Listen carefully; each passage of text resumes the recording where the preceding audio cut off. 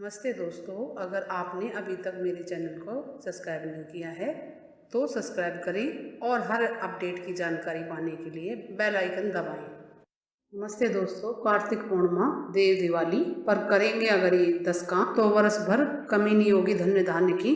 देवउठनी एकादशी के दिन से देवता जागृत हो जाते हैं, भगवान विष्णु उठ जाते हैं और कार्तिक पूर्णिमा के दिन यमुना गंगा के तट पर स्नान करके दिवाली मनाते हैं, इसलिए इसे देव दिवाली कहते हैं। दोस्तों, कार्तिक पूर्णिमा अर्थात देवों की दिवाली के दिन अगर ये 10 कार्य करेंगे आप तो वर्ष भर धन की कमी नहीं। सबसे पहला काम नदी स्नान। कार्तिक मास में श्री हरि जल में निवास करते हैं, पूर्णिमा के दिन स्नान करना अति उत्तम माना गया है। श्रद्धालु लोग जहाँ यमुना गंगा में स्नान करने पहुंचते हैं, वहीं गढ़गंगा, हरिद्वार, कुरुक्षेत्र, पुष्कर आदि तीर्थों में भी स्नान के लिए जाते हैं। इन दिनों पवित्र नदी में स्नान करने से बहुत ज्यादा पुण्य की प्राप्ति होती है। अगर नदी में स्नान करना मुमकिन ना हो तो घर में ही गंगा जल मिलाकर स्नान के जल में स्नान जरूर करें, इससे वर्ष भर आपको भगवान का आशीर्वाद प्राप्त होता है। दूसरा काम 6 तपस्विनी कृतिकाओं का पूजन करें। इस दिन चंद्रोदय के समय शिवा, संभूति, प्रीति, सतती, अनसुईया और क्षमा इन 6 तपस्विनी कृतिकाओं का पूजन करें, क्योंकि ये स्वामी कार्तिकेय की माताएं हैं और कार्तिकेय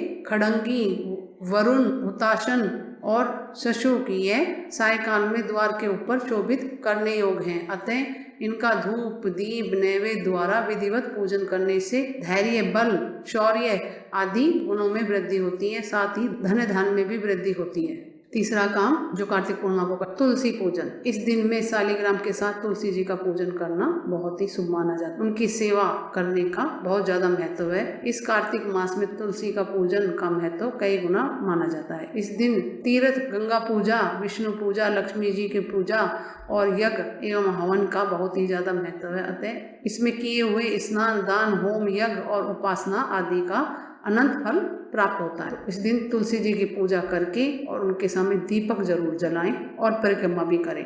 चौथा काम जो करना है दीपमाला।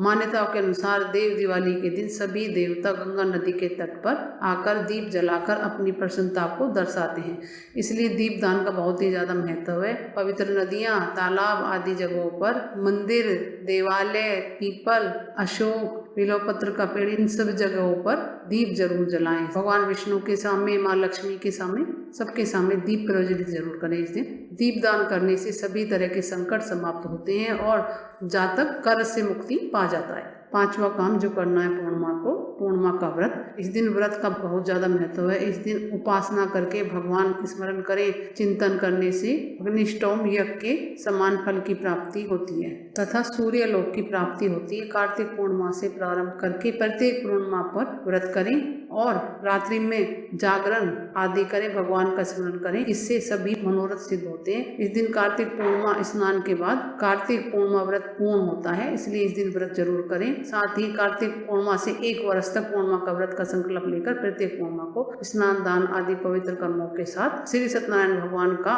पूजन करें, कथा करें, श्रवण करें और अनुष्ठान भी प्रारंभ। छठा काम जो करना है दान का फल बहुत मिलता है।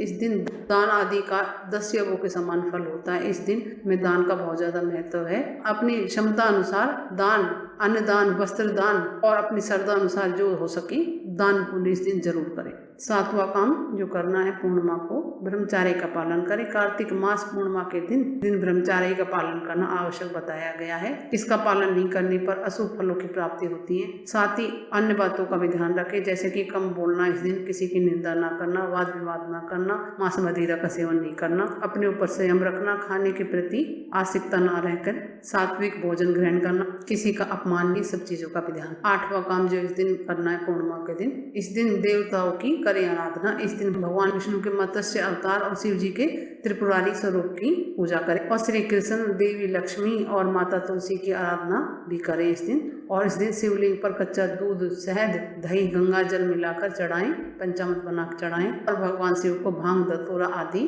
चढ़ाएं, पुष्पमाला आदि चढ़ाएं, धूप दीप आदि दिखाएं और इसी प्रकार भगवान विष्णु का भी पूजन करें। ऐसे पूजा करने से भगवान शिव का और भगवान विष्णु का दोनों का आशीर्वाद मिलता है। इस दिन त्रिपुरी पूर्णिमा कहते हैं इस पूर्णिमा को, इसीलिए कार्तिक पूर्णिमा की संध्या के समय त्रिपुर उत्सव करें। इस दिन भगवान शिव भगवान विष्णु की पूजा करने, दीपदान करने से पूर्व जन्म के सारे कष्ट दूर हो जाते हैं। 9वां काम जो करना है इस दिन सत्यनारायण भगवान की कथा करें। इस दिन खासकर देवी लक्ष्मी और भगवान विष्णु की संध्या काल में पूजा की जाती है और सत्यनारायण भगवान की कथा पढ़ने सुनने से बहुत ज्यादा लाभ मिलता है। और इस दिन अपने घर के आंगन में हर जगह दीप प्रज्वलित भी जरूर करें और स्वास्तिक बनाएं और रंगोली बनाएं, तोरण लगाएं आम के पत्तों का। 10वां काम यही है कि दीपों से घर को सजाएं। कार्तिक पूर्णिमा को घर के मुख्य द्वार पर आम के पत्तों से बनाए हुए तोरण अवश्य बांधें और रंगोली आदि जरूर लगाएं, जरूर बनाएं। और साथ में भगवान विष्णु और भगवान शिव, माता लक्ष्मी, तुलसी जी आदि सबका पूजन जरूर करें, क्योंकि पौराणिक मान्यताओं के अनुसार इस दिन भगवान शिव ने त्रिपुरासुर का संहार किया था, जिस वह त्रिपुरारी के रूप में पूजित हुए। इस पूर्णिमा को ब्रह्मा, विष्णु, शिव, अंगिरा आदि ने महापुण्य पर्व प्रमाणित किया था और इस दिन गुरु नानक जयंती भी है, उनका जन्मदिन भी है। इसी दिन गुरु नानक जी का जन्म। और कुछ पूछना दोस्तों कमेंट्स करके पूछिए। मेरे चैनल को लाइक करें, सब्सक्राइब करें, शेयर करें। नमस्ते दोस्तों।